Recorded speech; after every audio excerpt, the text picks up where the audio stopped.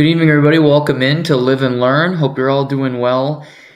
Apologies for no podcast last night. Just life got in the way. A little late at work. Wasn't able to get back in time. But we are live tonight. Happy to be with all of you. Hope you're all doing well on this beautiful Thursday, 21 degrees in October. Oh, I love it. Keep it coming. Happy Halloween to everybody who celebrates. I really don't. I did see a lot of people dressing up today, which is great. If you like it, no problem. I'm a bit of a stick in the mud, so I'm not that fun. But I'm glad that people have fun with it and do what they want to do with their Halloween shtick, whatever they want to do. So I'm happy that that went well for everybody, and happy Halloween is the final day of October 2024, 2 months left of 2024, if you can believe it. We got baseballs now over after last night, so we're down a sport, which obviously makes me sad. We're halfway through the NFL season, which makes me sad. Into November with college football, that makes me sad. So really, Halloween's not a great one, so not even a holiday, but it's not great at all. What's the positives? We'll try to find some to brighten the mood tonight, but we do have lots to get into. NFL Week 9 this upcoming weekend. We got some great NHL games upcoming, including a global series. If you didn't know, my Stanley Cup prediction before the season, Florida and Dallas will be playing in Finland Friday and Saturday. It's right, a 2-game set between two really good teams in Finland as part of the global series. So that's coming up. Those good for Finland to get two really good games that we'll tee up a little bit later on. But let's get to quick hits, as we usually do to start the podcast. And I want to bring this up. Tuesday night, Marc-Andre Fleury played his last game in Pittsburgh. I've been critical of Marc-Andre Fleury because I think the guy gets bouquet after bouquet, and he's had a good career. Good career. It's been a backup for some of that career. So he hasn't exactly been a number one throughout. He won one Stanley Cup, and he was a high draft pick, so he's had a good career. But his numbers haven't. Anyway, we won't get into too much of the negative. But it was a great scene to see him play in Pittsburgh one last time, his final season. To see him get a win with the Minnesota Wild, who've had a great start to the season. He made a big save late as they pulled the goalie, trying to score one last goal. And they survived it. Fleury got a standing ovation after the game from the Pittsburgh faithful. It was just a really cool moment. That's where he was drafted, played the majority of his career, won a Stanley Cup back in 2009 as their starting goaltender, played in another in 2008, was a Stanley Cup champion as a backup goalie when Matt Murray was winning them in 2016 and 2017. So lots of success, finishing his career in Minnesota, where they actually have a pretty good team. Really good start. Kirill Kaprizov, one of the best players in the NHL so far this year. He's got loads of talent. So it's been good to see from him. Matt Zuccarello, the ageless wonder, still finds a way to Matt Boldy's. I like parts of that team in Minnesota. But it was just cool for Marc-Andre Fleury to get that last curtain call, to get that last bit of celebration in Pittsburgh. And for him to kind of go out in that city in a positive note. Obviously, he beats the hometown team, which isn't that big of an accomplishment because everybody's beating Pittsburgh right now. They are not a good team. Sidney Crosby, it's tough to say he's not playing good hockey. Their goaltending sucks. They're an old team. I called them the AARP Penguins last year. Well, they're the nursing home Penguins. They're an old bunch. They got older in the offseason somehow. So they got to navigate through that. I don't think it's going to be that fun of a year. I think their goaltending will improve. Tristan Jarry's in the American Hockey League working out some kinks. I didn't think they'd be a playoff team before the season. I don't think they'll be a playoff team now. They need some stability. They need some confidence. They're still searching for it right now. So, not much to talk about with them. They're kind of a non-factor currently. One of the worst teams in the league to start, for sure. But good for Marc-Andre Fleury to get a win in his last start in Pittsburgh, a city that means so much to him. NFL news, the Houston Texans, who play tonight against the New York Jets in MetLife, they lost another wide receiver, Stephon Diggs, who was traded to Houston in the offseason via the Buffalo Bills, tore his ACL on a non-contact play on Sunday in their win against the Colts. So Diggs is out for the season. They're also without Nico Collins for tonight, possibly longer, with a hamstring injury. So they're down their top two receivers. They still do have Tank Dell, who's very good. Dalton Schultz at tight end. They have different options. But their wide receiver room is lacking. You could very well say that they should be looking to add one before the end of the NFL trade deadline, which is on Tuesday, which is also Election Day, which of course it is. So it's a tough break for Houston. However, Houston is a flawed team. Their offensive line they're trying to get CJ Stroud killed. He's the reason that they're competitive. He's the reason that they are 6-2 after 8 weeks.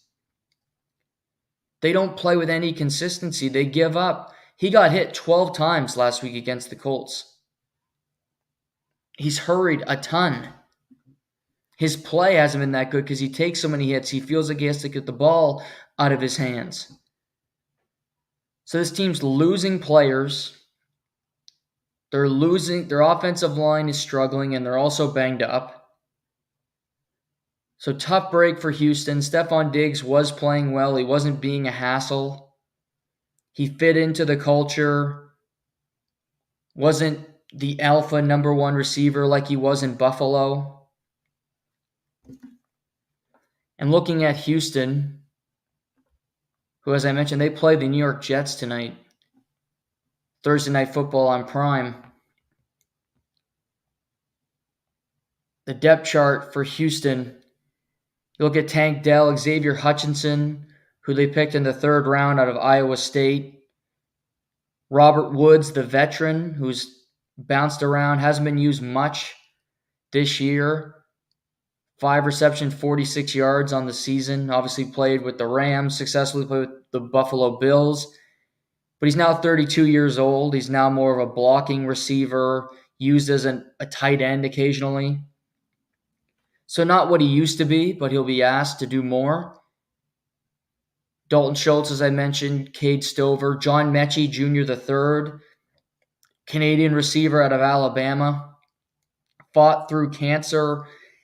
He's only got 4 catches this year for 36 yards. So as I'm going through this, they're going to rely on guys that they haven't used. Tank Dell is their leading receiver, 24 catches, 229 yards, 2 touchdowns on the season. So not much from him. Dalton Schultz, 23 catches for 223. So basically the same statistics as Tank Dell. Joe Mixon's been great in the running game, and they can run the football.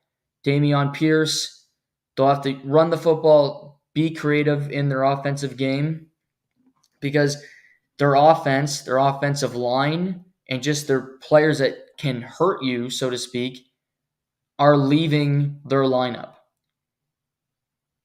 And we're on the subject, so let's get to it. Texans at the Jets tonight. Texans 6-2, Jets 2-6. You initially think, well, Houston has to be the favorite.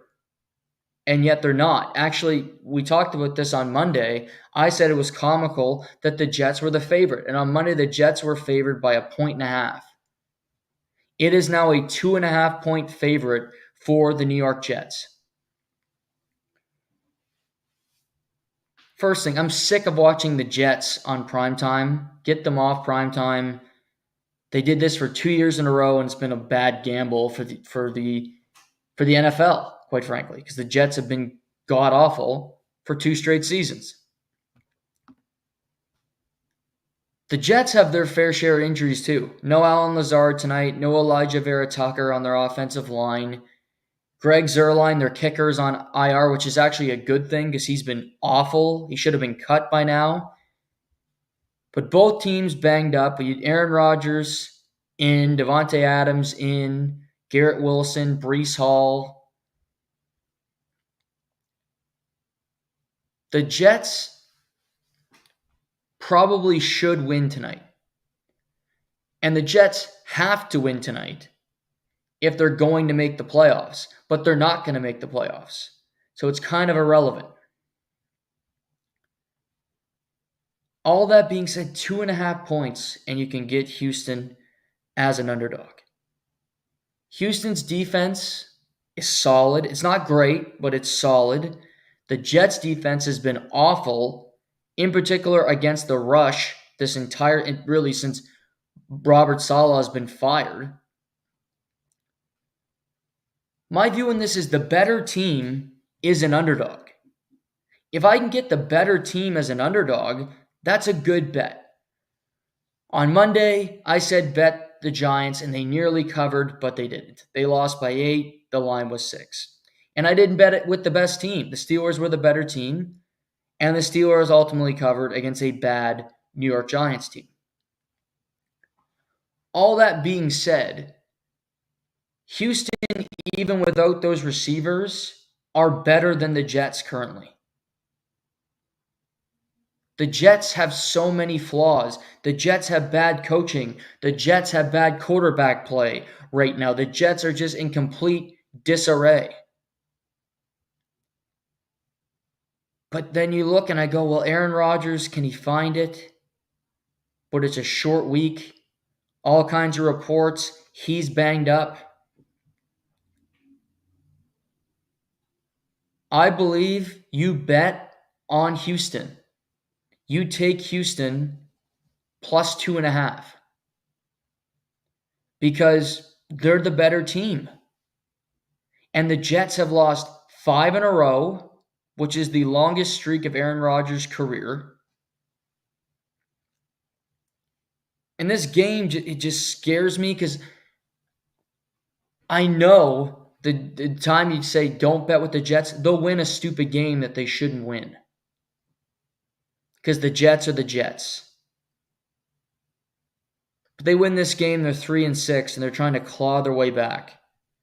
And I don't think they can, personally, to 500, let alone to being a playoff team. Houston should win their division, but this game is important. The Colts are within strike, and we're going to get to the Colts.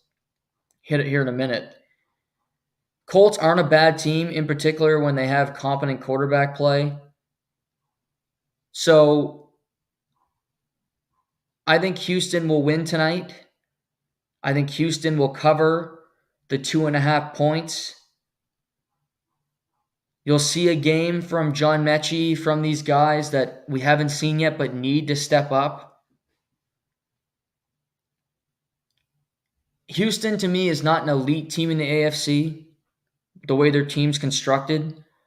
Playoff team, absolutely. Can they win a playoff game? Maybe. I'm not certain about that yet. They did win one last year. I'm not sure they can do it again this year. I think Buffalo, the way they're currently constructed and just what they've done, I believe they're better. Baltimore's defense is a problem, but Lamar and the Ravens beat Houston in the playoffs last year. I think they do it again. And of course, I'm taking Kansas City over Houston because Kansas City is the best team in the AFC, period. Until proven otherwise. Until somebody knocks them off the pedestal, they are number one. But I do believe Houston's better than the Jets. They'll improve to 7-2 after tonight. And I take Houston plus 2.5.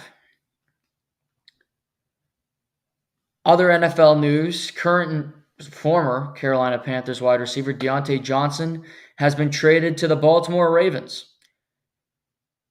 We've seen Devontae Adams, Amari Cooper, DeAndre Hopkins, and now Deontay Johnson, all wide receivers traded before the Week 10 NFL trade deadline. Baltimore now has Rashad Bateman, Zay Flowers, Mark Andrews, Charlie Kolar, Isaiah Likely, Nelson Aguilar, Derrick Henry, Justice Hill. By far the best offense that Lamar Jackson has had as a pro. Well, best offense he's had ever. This is by far a better offense than he ever did at Louisville when he won a Heisman Trophy. I don't think this is a game changer because I don't think wide receiver is something they can get one for depth. I understand that. If there's an injury, you go, okay, well, Deontay Johnson played a while, played with a lot of different quarterbacks in Pittsburgh. We've seen him for a while, so it makes sense. But their defense is their issue. Their pass rush is irrelevant. They don't have one. You saw Jameis Winston. He had 6 seconds to throw the ball on Sunday to anybody he wanted to. That secondary, complete disarray. So to me, Baltimore trading for a D-end, Baltimore trading for a safety help would have made more sense. They have the 24 ranked defense in the NFL out of 32 teams. They're the only team in the bottom 10 in defense with a winning record. But Baltimore has also lost to Cleveland, who's under 3 games under 500, and the Las Vegas Raiders, who are, both teams 4 games under 500. So they have 2 really awful losses on their schedule so far. That defense needs to figure it out. That defense needs to be better if they are going to contend with Kansas City, if they're going to contend with Buffalo for a Super Bowl berth. It's irrelevant what they have on the offense because they're not going to outscore their problems, at least in my mind, because Kansas City's defense is that good. And Steve Spagnuolo knows how to play against Lamar Jackson because he always seems to play well against him, especially in the playoff game last year. And they beat him in Week 1 this year. So before Tuesday afternoon, to me, Baltimore needs to get somebody to help their pass rush. Za'Darius Smith from Cleveland would make some sense. I don't know if they'll trade in division, but he's a good player. I don't see Cleveland trading Myles Garrett. Max Crosby doesn't look like he's going to be traded. I feel bad for my guy. I wish they would trade him because he's stuck in Vegas with a bad team, with no hope, and a complete rebuild, and he's just kind of wasting his prime years on a crap team, quite frankly. But survey it, look at other Vegas players. They're not going to trade Wilkins, but there's guys there that could have some benefit. Giants, maybe they'll want to trade Dexter Lawrence as they're going nowhere this year, not making the playoffs. But Baltimore needs to address that position. They need to get better pressure on the opposing quarterback, or they're not winning a Super Bowl this year. Period. Kyle Van Noy is their only good pass rusher. And Kyle Van Noy has been in the league a long time. It's crazy how good he's playing. Played for the Patriots for all. If you look at the name and go, Kyle Van Noy, yeah. Played for Belichick. Belichick loved him. He was kind of a jack of all trades. He's 33 years old. It's not a spring chicken by any means. And yet he's got 7 sacks on the season. Tied for 5th in the league. 1 forced fumble. So he's doing his thing, but the rest of the team is nowhere to be seen. Expecting a guy of that age to do it for a full year to that performance, probably not going to happen. Let's get to headlines. We're going to get to the lease trade in just a little bit. We will talk about that with the San Jose Sharks, and we'll talk about their game against the Seattle Kraken tonight, which should be interesting. But before we get to that, and we'll also talk the McDavid injury and the World Series upcoming. Before we get to that, on Tuesday, the Indianapolis Colts made a big decision benching Anthony Richardson. Anthony Richardson was the 4th overall pick in the 2023 NFL Draft out of Florida. Was a project, absolutely. He didn't play a whole lot of high school football, banged up, sat out some preparing for college, went to Florida, didn't play a whole lot of football there.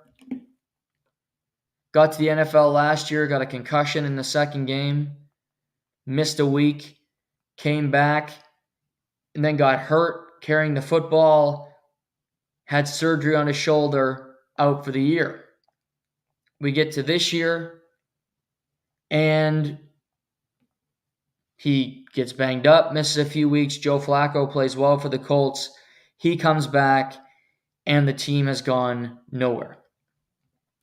This season, 958 yards passing, 4 touchdowns, 7 interceptions, 38.4 QBR, which is 27th in the NFL. Also this year, completing 44% of his passes, which is worst in the NFL for starting quarterbacks. Was at 59 last year, which isn't any good either, but he's regressing in 6 games this year. So.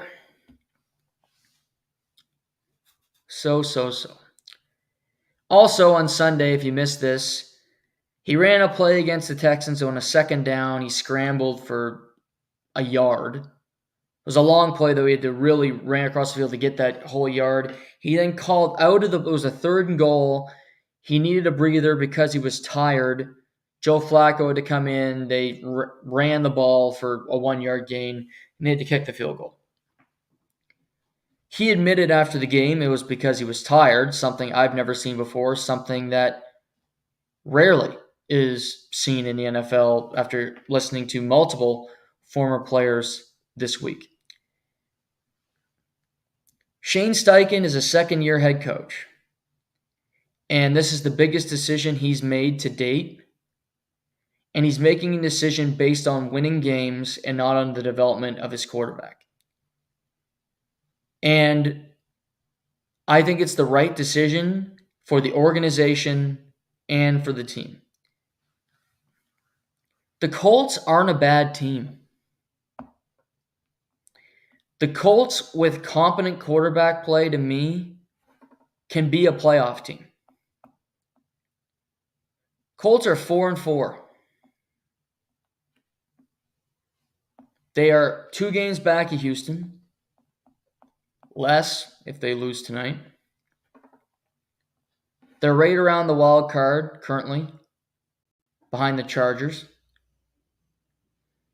But you look at them and go, okay. They score 28 points a game when Joe Flacco's the quarterback. They average 18 to 20 when Anthony Richardson is the quarterback. Andy Richardson, obviously a better rusher than Joe Flacco. Joe Flacco's a pocket passer. Joe Flacco can at times be a riverboat gambler, can at times be Jameis Winston-esque and throw interceptions. But he's also just a better thrower of the football. He would complete more passes. And look at this team. Michael Pittman had 1 catch on Sunday. He makes a lot of money to get 1 catch. Alec Pierce, 1 catch. And yes, he's a big play wide receiver, but he should have more than 1 catch. Josh Downs, 4 for $109. Okay, good game. But also spread the ball around, make some play. Adonai Mitchell, who they took high in the second round, 1 catch for 9 yards.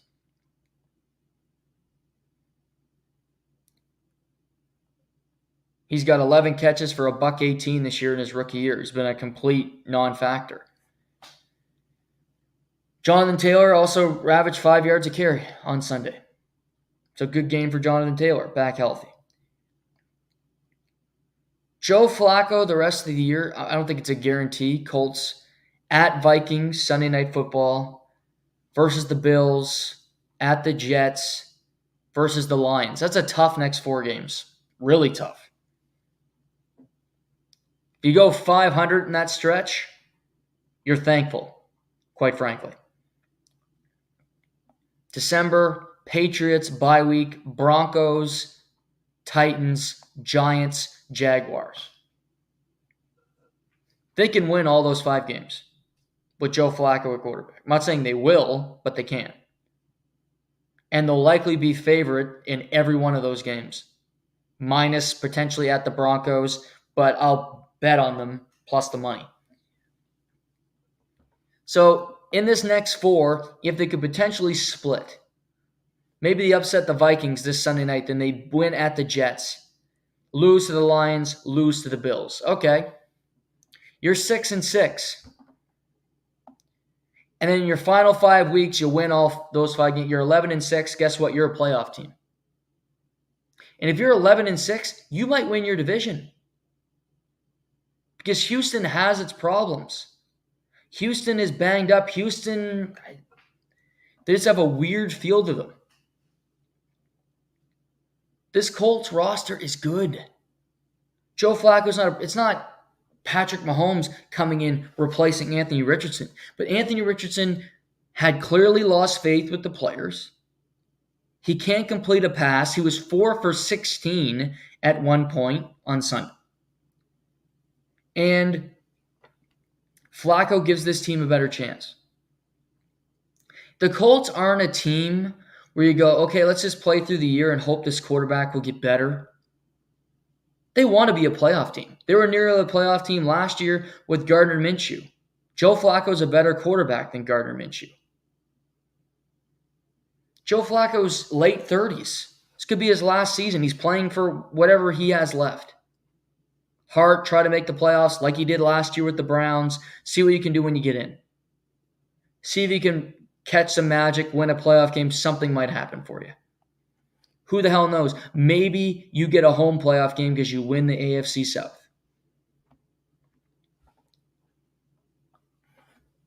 But Michael Pittman's been around. Jonathan Taylor's been around. Ryan Kelly, the center. Quentin Nelson. These aren't guys that are saying, oh, I'm okay with rebuilding. Not to mention Shane Steichen's in his second year as a head coach. I don't know what the organization feels about him. I don't know if they love him so far or feel like he's kind of underachieved. But he clearly went to ownership and said, hey, I want to try to win with I got some veterans in that locker room that deserve better than Anthony Richardson right now. That deserve a mature adult who can play the game of football week in, week out, and will be there for them, won't tag out on a play. Wouldn't shock me if Anthony Richardson is back behind center this year. We saw it in Carolina. Bryce Young is playing games again. Although Carolina is a complete mess, but that's a whole other story for another day.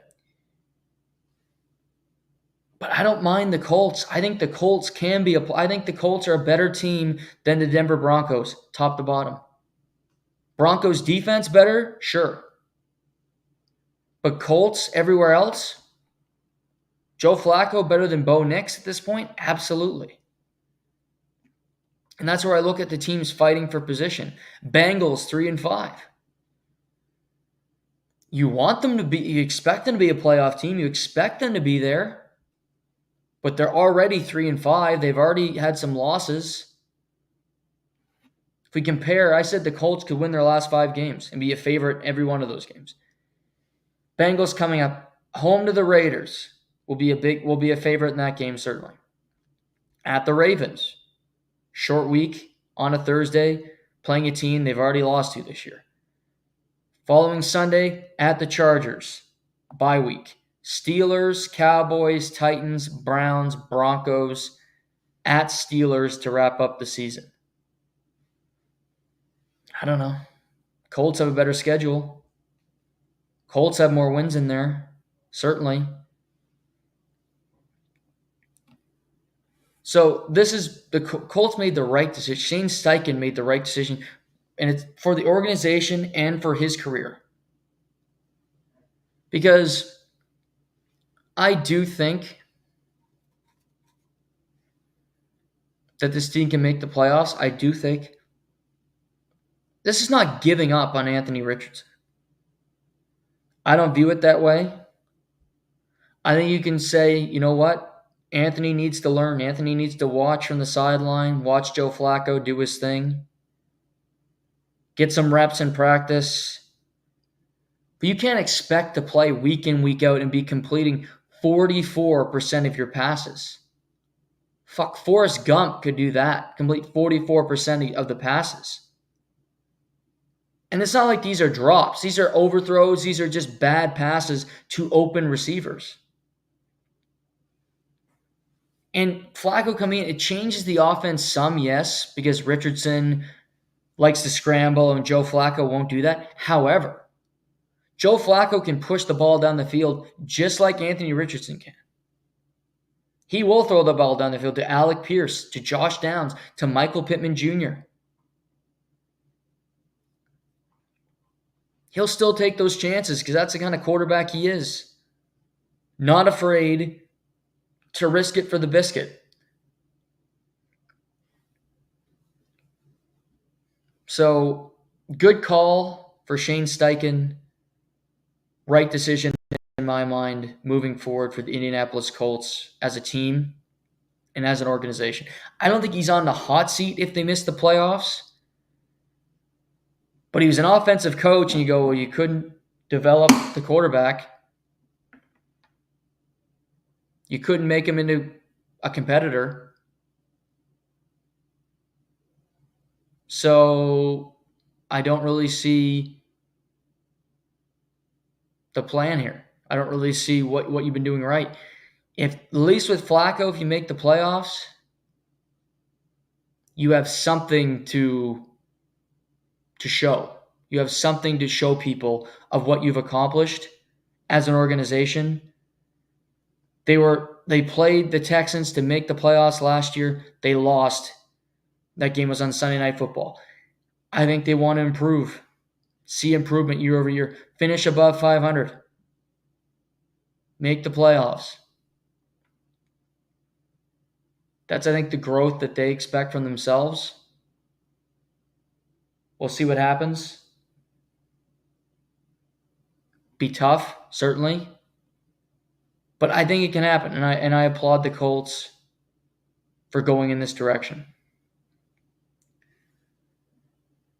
All right, let's go to our 3 feature stories. So before we move off the NFL, I do want to touch on this week.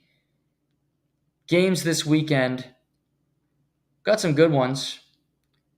Go to our friendly FanDuel here.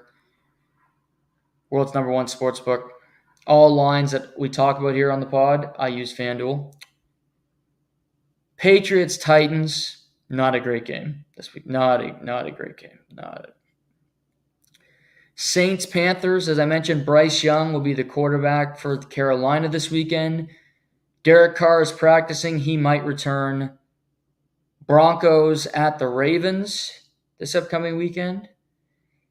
8.5 points. Interesting line. This is just after the Ravens were a massive favorite against Cleveland. So that's interesting to me. It's got a weird feel. That might be part of the Sunday hike video that we do. Just saying. Might be betting on a certain team in that game. Raiders, 7.5 points at the Bengals.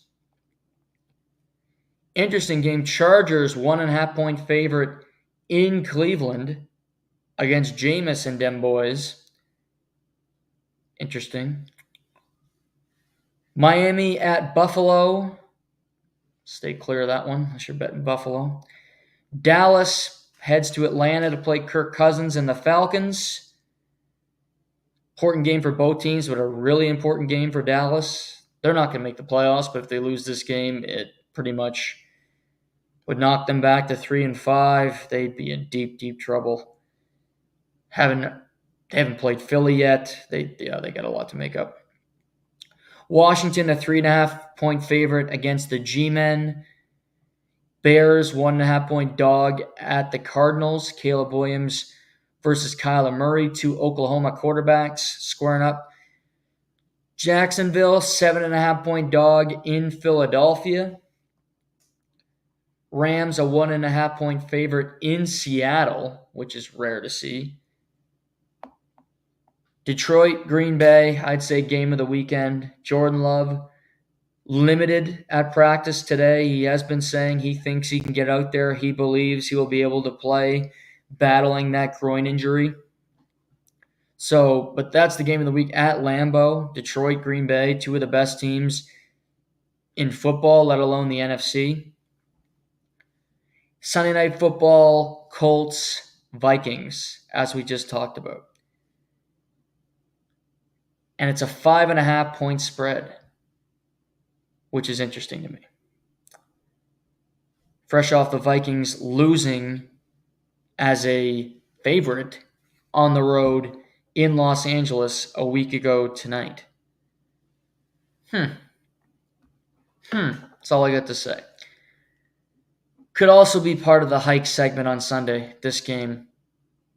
Possibly. I like Joe Flacco. What can I say? Okay. Let's get to the big story.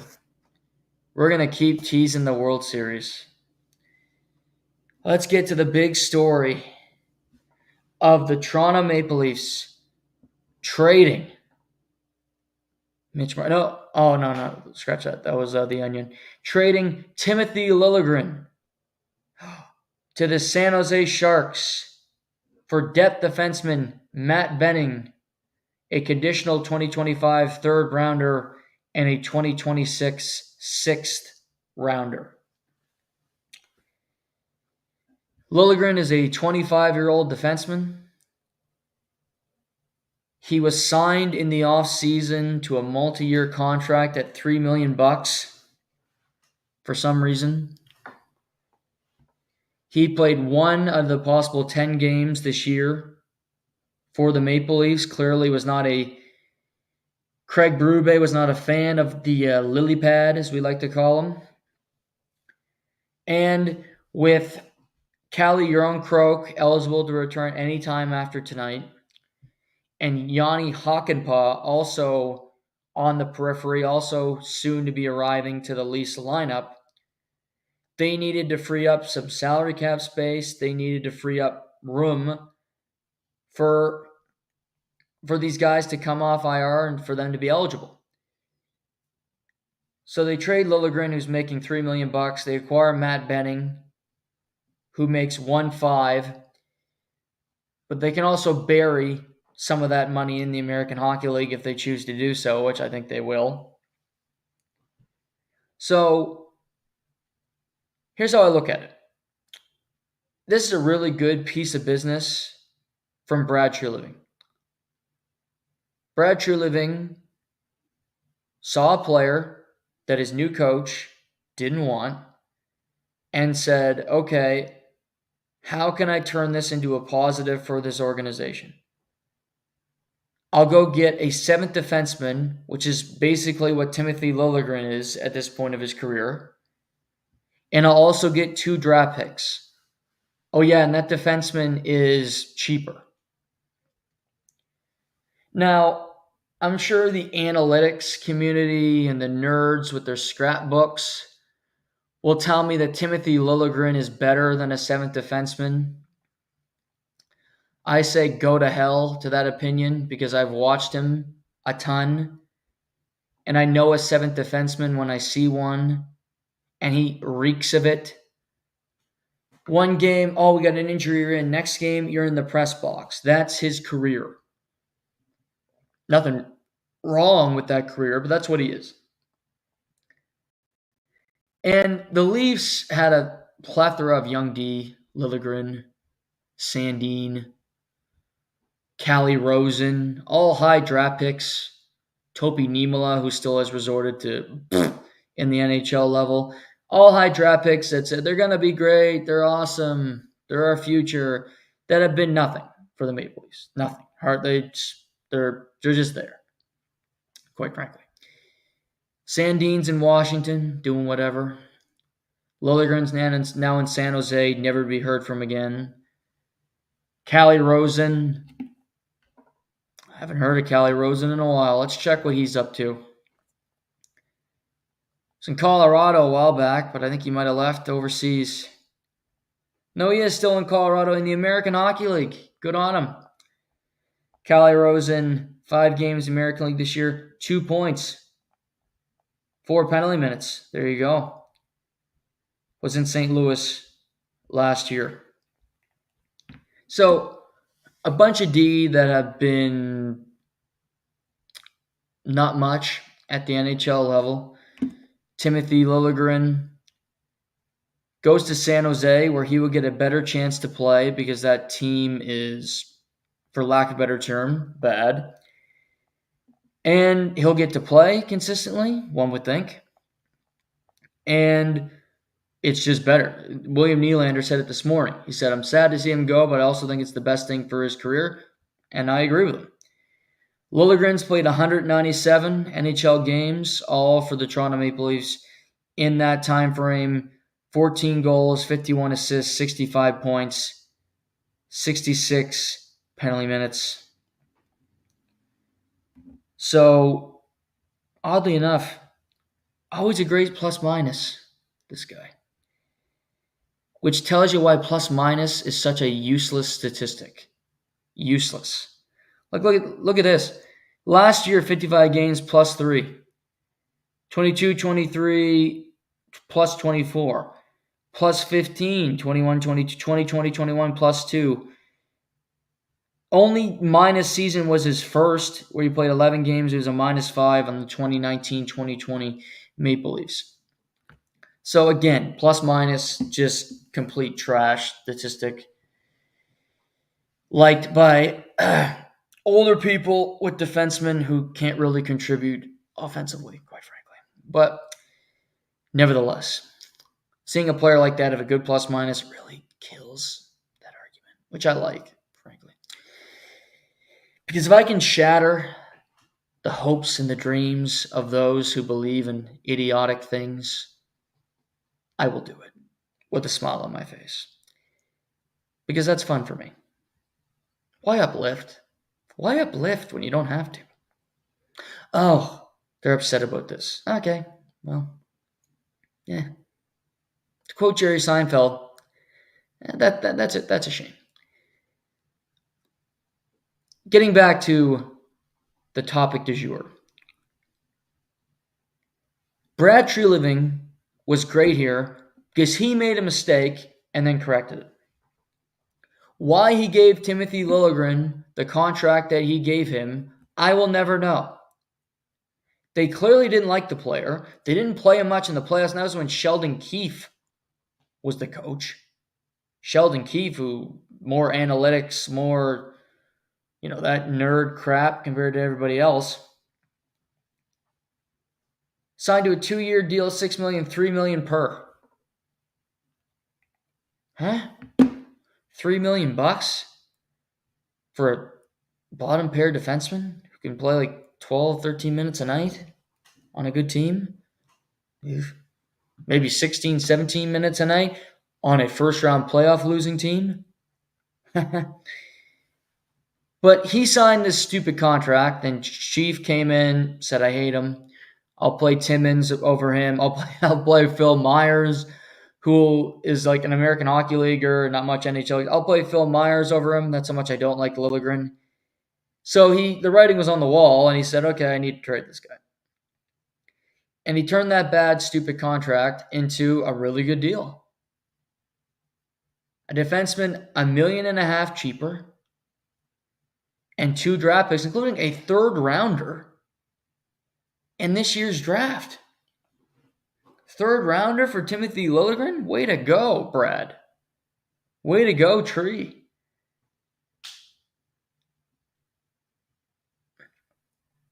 Liligren was going nowhere with the team. Not part of the future, not going to play, pissed off about sitting in the press box. So he was an asset that really was not. I can't believe they got this much. Teams around the league knew they didn't like him because they weren't playing him. They played 10 games, not like they played well after 10 games or a game above 500. They've been inconsistent as hell, and they still don't play him. He hasn't played since the 4th game of the season. But they went, you know what? Let's give him a look. No, scratch that. Let's play Phil Myers because Timmins has been a little consistent. We're going to deal him. That's fine. So this is just really smart. Good stuff from Brad Treliving. To realize we got nothing here. I need to try to survive it. I need to get something for him. I need to free up cap room because I think the Leafs like Hakanpää a lot. I think the Leafs, when Hakanpää is available, they're going to play him night in, night out. Timmins will come out of the lineup in all likelihood. And Philip Myers will be sent to the American Hockey League. And Hakanpää is going to be a guy in that bottom pair. Now, him and Benoit could end up doing similar things. I do think Hakanpää is a better version. But I think Craig Berube's going to like the player, and I think he's going to want to play him. If he's healthy, 100% skating the way he did when he was in Dallas. And he could be a steal of a player if he's 100% healthy. He wants this team to be big, if they can be. He said it the other night against the Winnipeg Jets. Nick Robertson was a healthy scratch because Winnipeg is a big team. Winnipeg has big bodies, which they do. You look at that 3rd line with Appleton and Lowry and Niederreiter going up against a Nick Robertson. That's a tough matchup. Quite frankly, that's a matchup that isn't going to have a whole lot of success. He sat, they won the game. They play Seattle tonight. More of a finesse team. Yes, there's rugged guys like Brandon Tanev and Yanni Gourde. But more of a finesse team. So Nick Robertson draws back into the lineup. I think bottom 6 for nearly any team in the NHL is replaceable. And I don't think Toronto's any different in that manner. I think Robertson will be off this team before the beginning of the playoffs because he's been given opportunities. He's played with different players, and he hasn't had that much success. He played with John Tavares.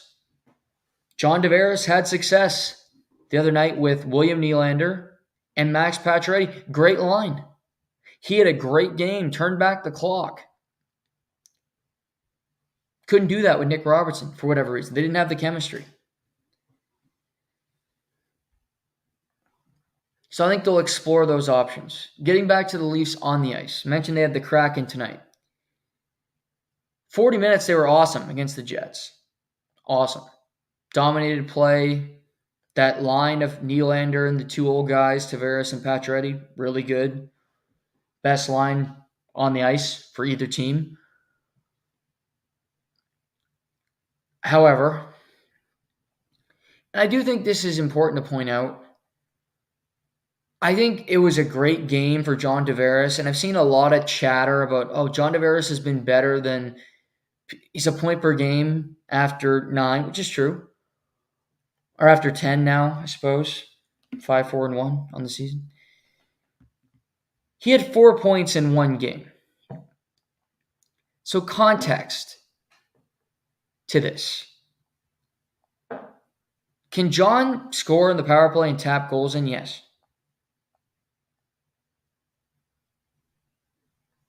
But do I think he's a point per game player? Do I think if you watch every game, do I think you look at it and go, oh yeah, John Tavares has been a point per game player after? I don't think so. I think that would be a farce if you came to that opinion by just watching his play. They'll keep going with this Nylander, Pacioretty, Tavares line, which they should because it was great on Monday. But I also look up and go, okay,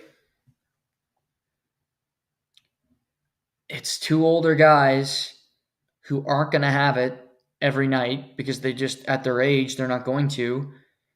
And how's that going to sit with a William Nylander who today openly through the media has been clamoring for more ice time, begging Berube to play him more?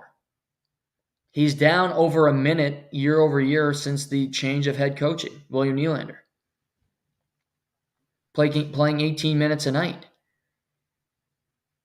So he's looking for more ice time. He's looking for more opportunity. Nights these guys aren't, this line could be a disaster some nights to me defensively because they're all slow and that's not the best part of their game currently. So I'm not raining on the parade. I think I'm just pointing out certain facts about the situation. Tavares was great with a capital G on Monday. He has been average to below average 7 out of the 9 games that they played. In those 7 to 9 games, he's been one of their worst forwards. Complete non-factor, late on pucks, doing nothing because he doesn't really engage physically. That's never really been a huge part of his game. So in nights where that's happening, what else are you bringing to the table is what my question is. I still believe that Nylander Domi was decent. I think in a perfect world, the Leafs would like to add a number 2 center before the trade deadline, at the end of the trade deadline.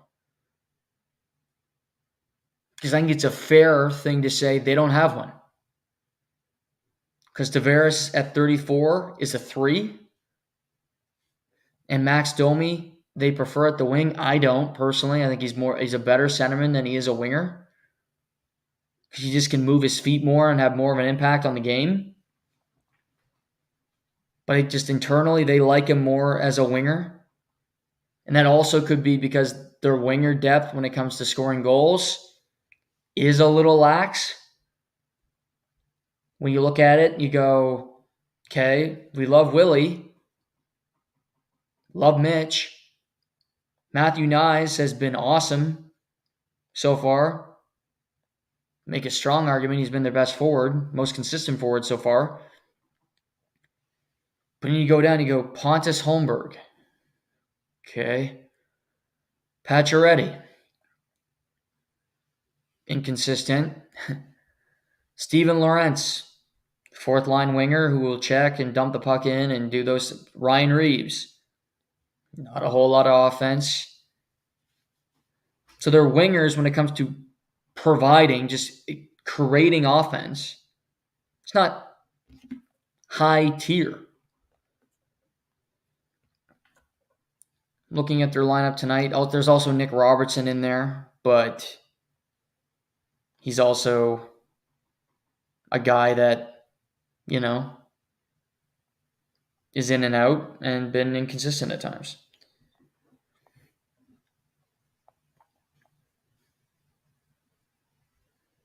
But I would assume Pontus Holmberg comes out for Nick Robertson. It'll be Domi, McMahon, and Robertson playing together on the third line tonight.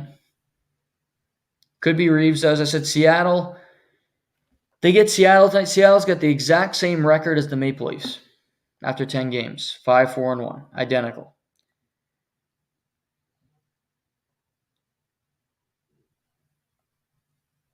And you look at the team and you go, okay, They don't have some great. Eberle's been great, 14 points, 10 games. McCann, who the Leafs had. Eberle, point per game. Montour, point per game, but also he had a hat trick in their beat down in Montreal on Tuesday. So again, that's kind of like the Tavares game where that's a little bit misconstrued. Stevenson, 8 points, 10 games.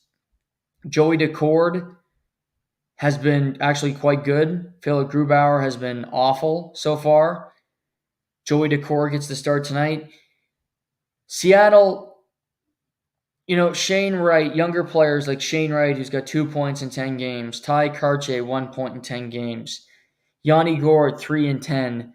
Vince Dunn's been out. That's huge for their offense because Vince Dunn is a really good, underrated defenseman who can do a whole lot of things offensively for that team.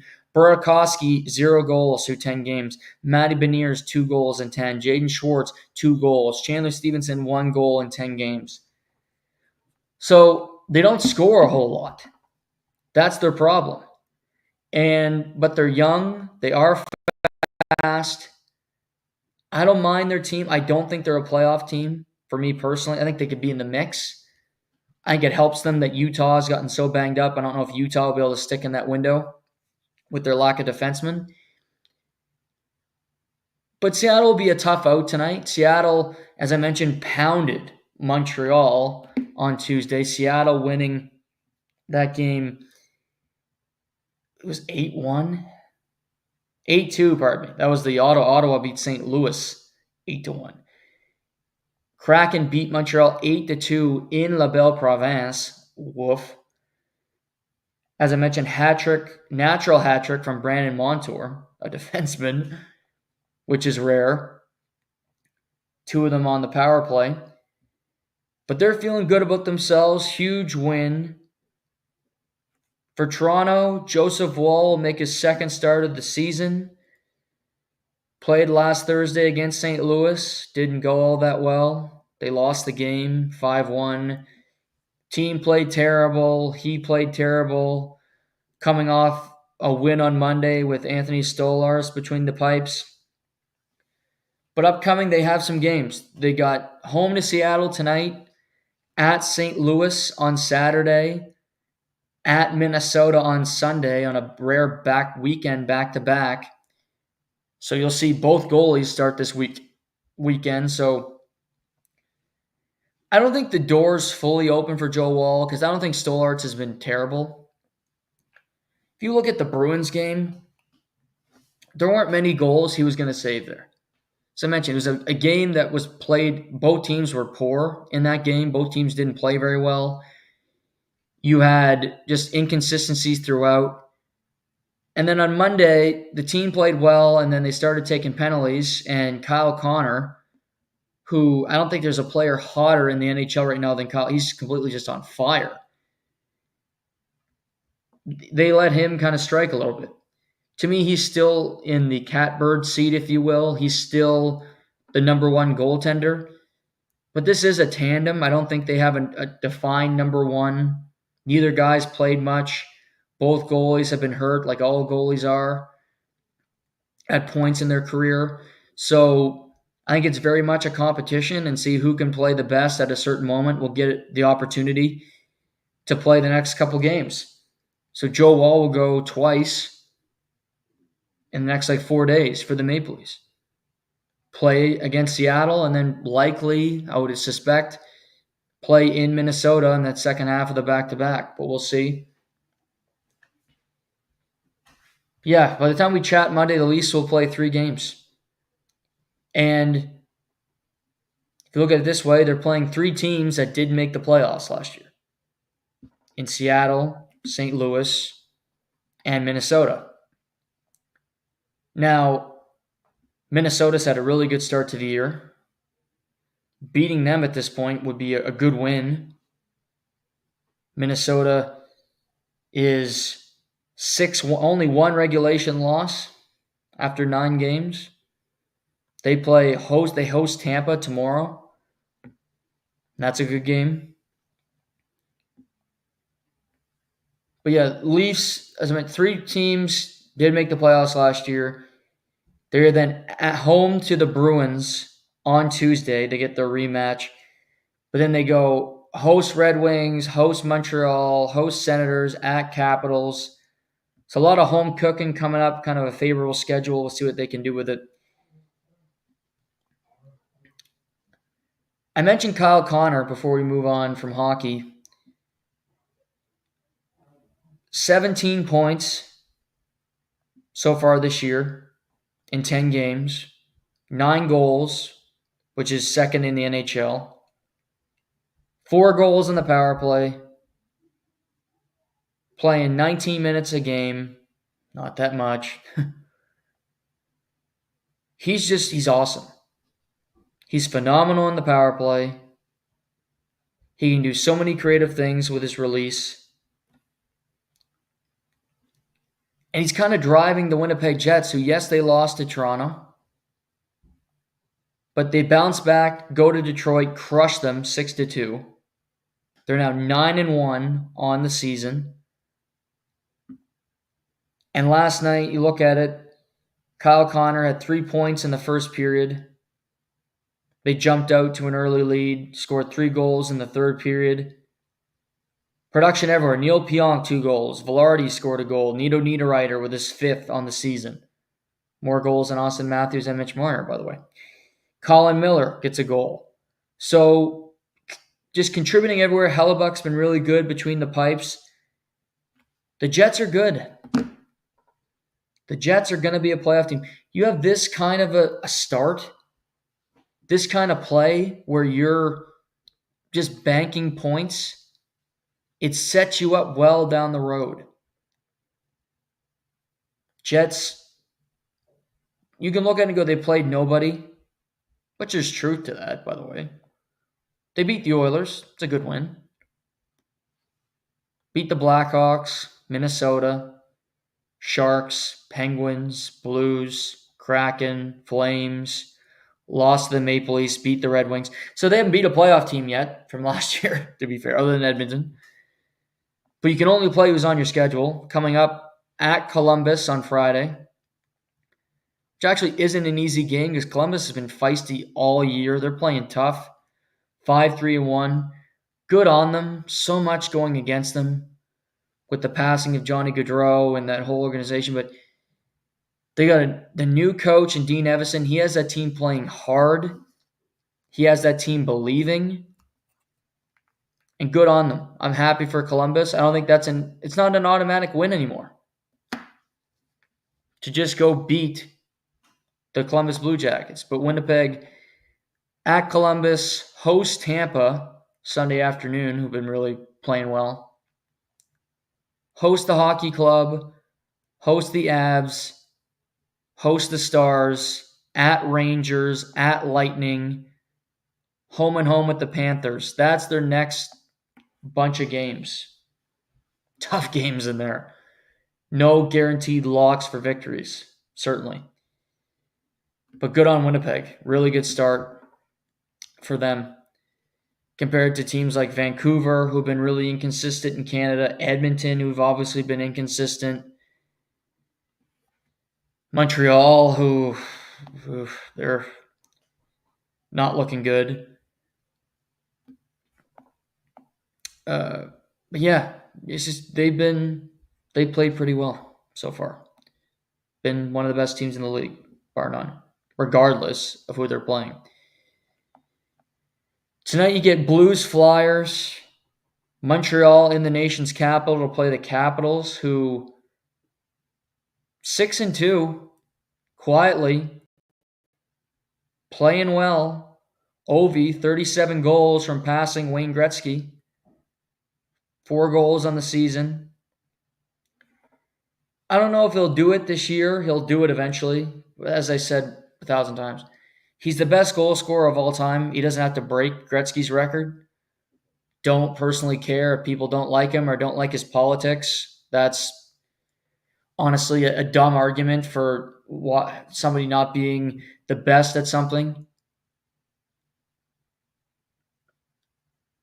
Oh, I don't agree with him on this one thing. Oh, but he accomplished this. Oh, he sucks. I mean, God, it's just it's wokeism 101 and just kind of weak part of our society to go that way. But unfortunately, a lot of us are doing it nowadays. But they're playing well. They got Montreal tonight. Bruins, Boston. In Carolina, who are red hot. Quite frankly, the Bruins stink right now.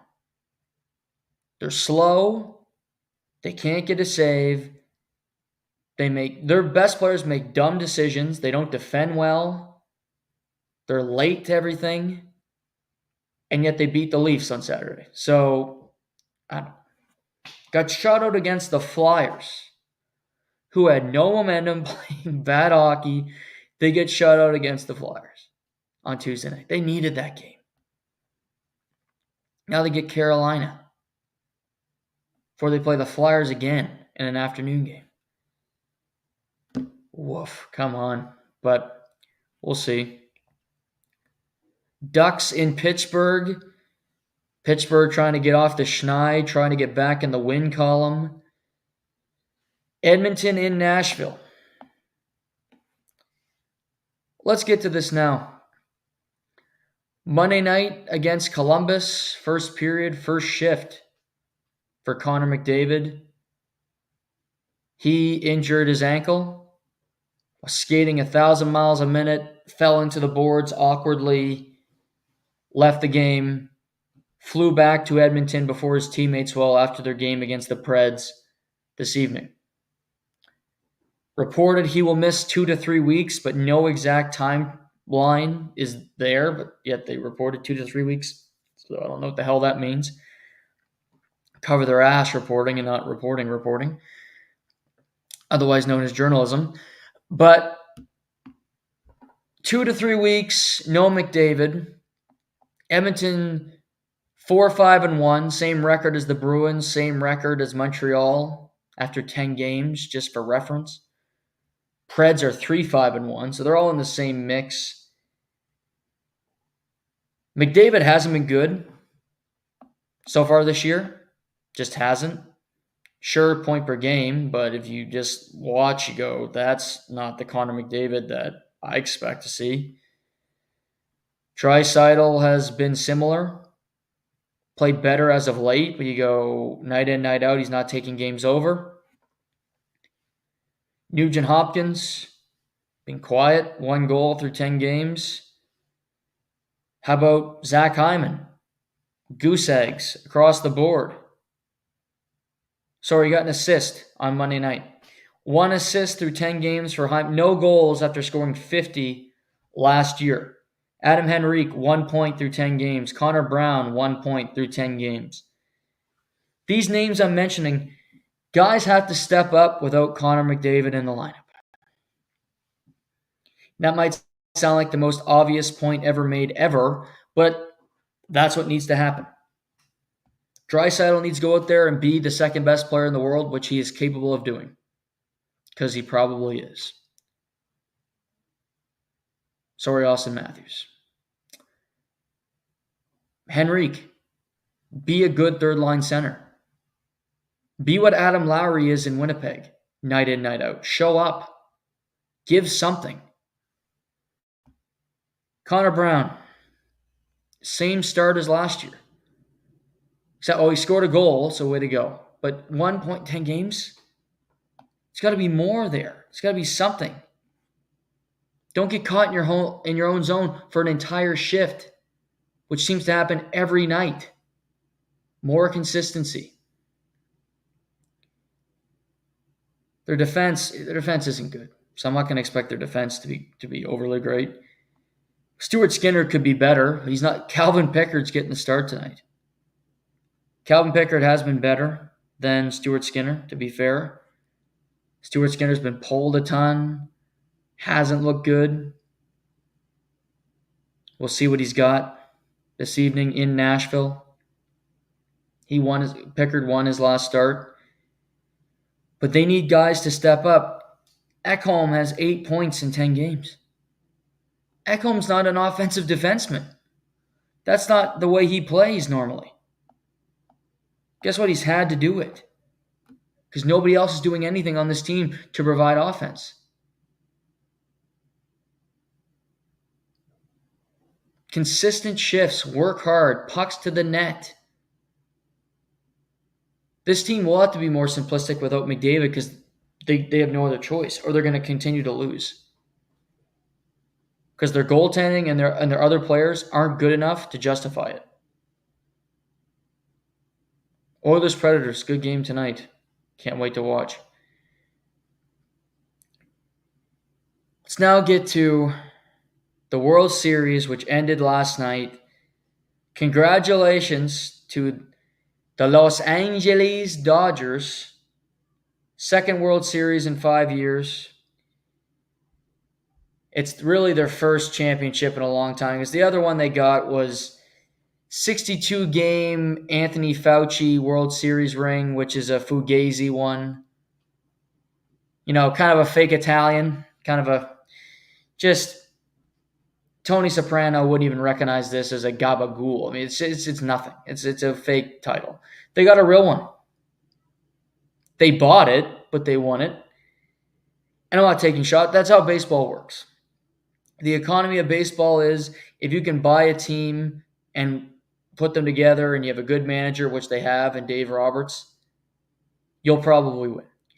And they did. I didn't think they'd win this year. I thought they might win next year when their pitching is better, but they overcame it. Clayton Kershaw, in the history books, will get another ring. In my personal record book, will not get one because he did not pitch all postseason and did nothing to help the team win. But shout out to him for packing lunches and spitting sunflower seeds. Still an overrated postseason pitcher, but nevertheless.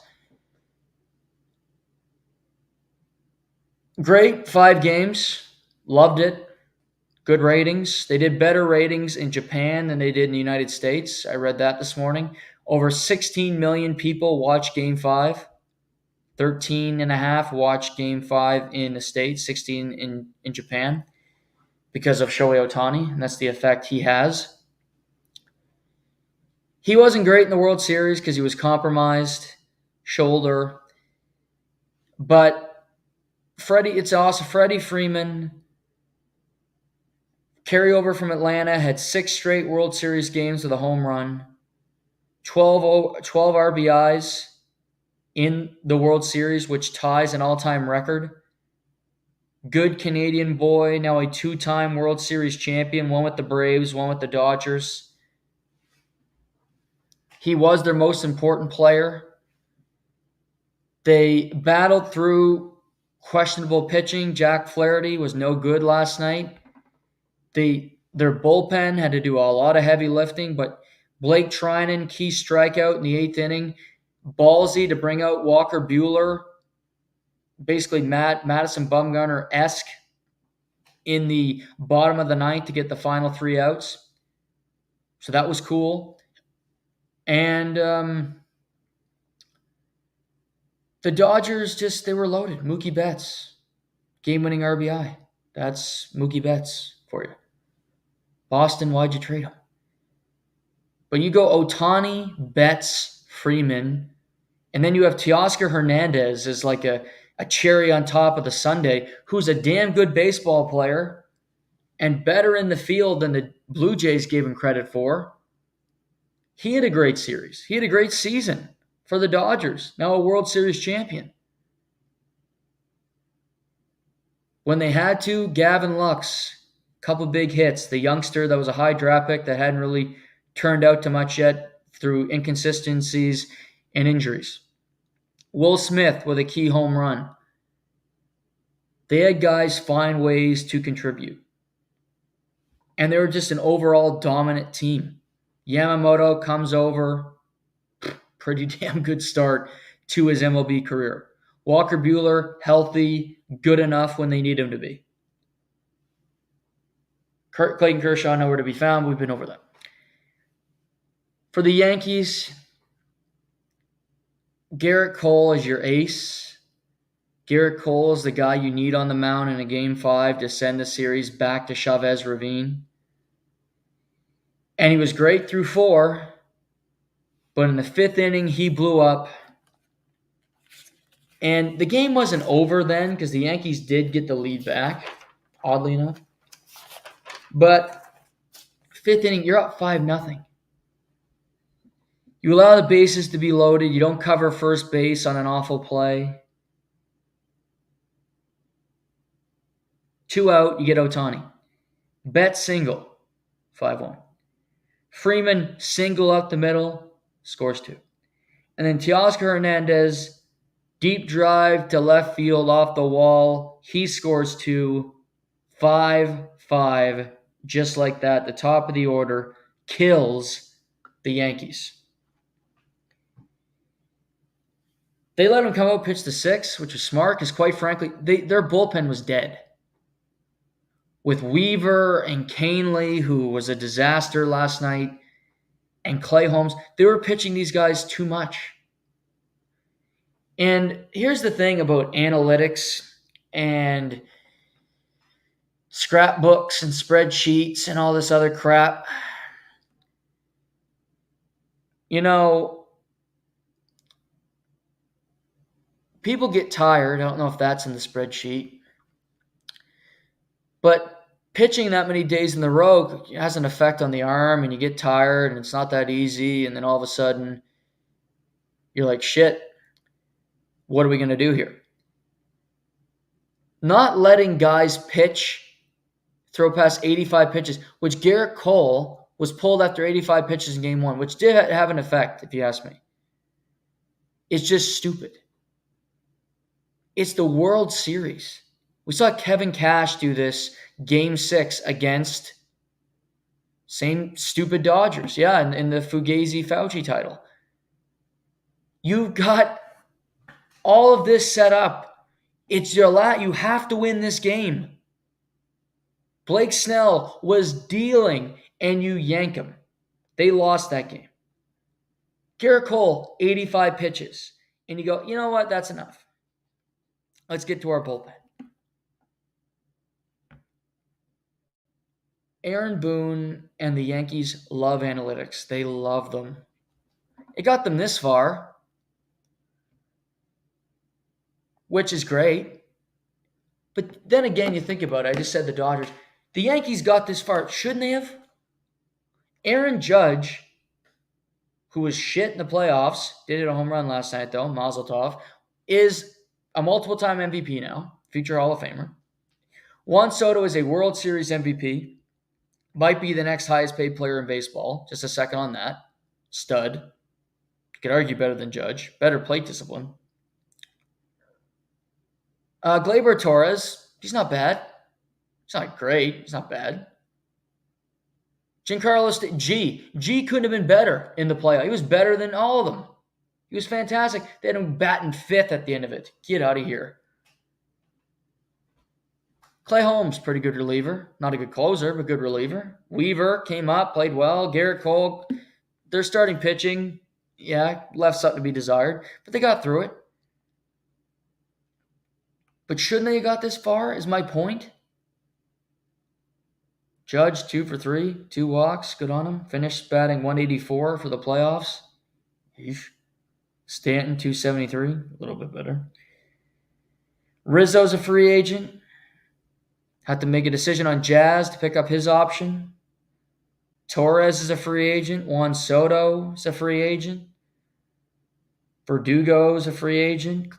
Holmes, Weaver, Canely, all free agents. They won't be happy in New York. They expected to win. Don't blame them. For Juan Soto, he had such an interesting quote after the game to me. He said, New York is great, or was great. New York was great, but I'm going to see what's out there. It was almost as if he went to like a fast food joint, and he goes, you know what, McDonald's is pretty good, but I might go try Wendy's. He says he's open to playing for all 30 teams, which is, of course, a bunch of baloney, because not all 30 teams can afford him. Scott Boras is his agent, and they will be going to a set group of teams. For me, Juan Soto, it's either Yankees, Mets, Dodgers. I don't think they'll do this, but you never know. And there's always a surprise team. Are they really ever in the mix? I'd say the Cubs, but they're not good enough to sign him. They're not. They shouldn't sign him. They're not going anywhere fast, the Chicago Cubs. Cardinals, no, not a playoff team this year. They need to rebuild. Blue Jays will somehow be mentioned. They won't be in the mix for Juan Soto. I don't think he'll get Ohtani money. I do think he'll get $600 million from somebody. 13 to 14-year deal, $600 million. It's crazy. It is. It's crazy. But I believe it happens. But a fantastic World Series. Loved every second of it. Wish it was still going on, quite frankly. But now focus more attention on basketball, hockey, college football. UFC in Edmonton this weekend. Fun little card. We'll be watching. So, still some stuff to focus on for sure as we head into the weekend. Mentioned the Global Series in NHL with Florida playing Dallas in Finland, which should be fun. Senators Rangers tomorrow night. Devils in Calgary on Saturday. Let's see. Maple Leafs Blues, Avalanche Preds, Utah, Vegas. It's an okay NHL day. We'll have lots to recap on Monday. A huge Week 9 in the NFL. Sunday, as I do every Sunday morning, I will be releasing Sunday hike video to tell you the best bets for this upcoming weekend after going a perfect 3 for 3 in Week 8. So stay tuned for all of that. Apologies for no show last night, but hopefully made up for it in full stride tonight. It was great hanging out. Thank you for tuning in as always. Until next time, I'm Noah Warren, and this is the Live and Learn Podcast.